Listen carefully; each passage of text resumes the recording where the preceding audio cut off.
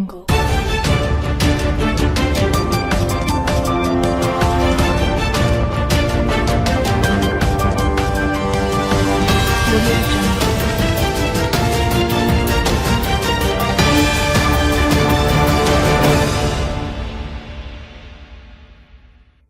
President Trump sets off plan to cost sanctuary state billions and a seat in Congress.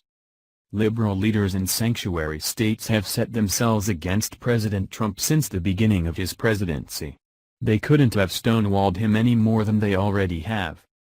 From declaring their entire state a sanctuary state to refusing to allow their police officers to aid ICE in any way, they have rebelled against the federal government in ways that make patriots' skin crawl. President Trump and the DOJ have not taken this disrespect lightly.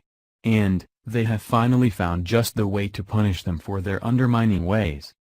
All they have to do is ask a simple question on the 2020 census and California could be out of luck. So now panic is rising from Cali's liberal leaders.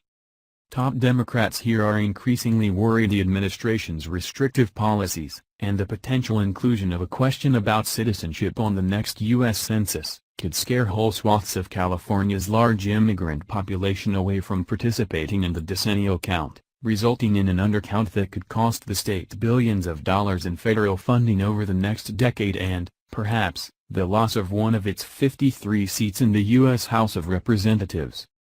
By the president including a question about citizenship on the next census, Democrats are afraid that it would keep illegal immigrants from taking part in it.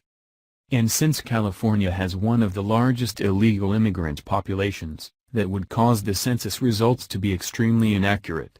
This could ultimately cause California to lose one of their seats in Congress, not to mention billions in federal funds. Which, if all those funds are going to illegal immigrants anyways, is exactly what should happen.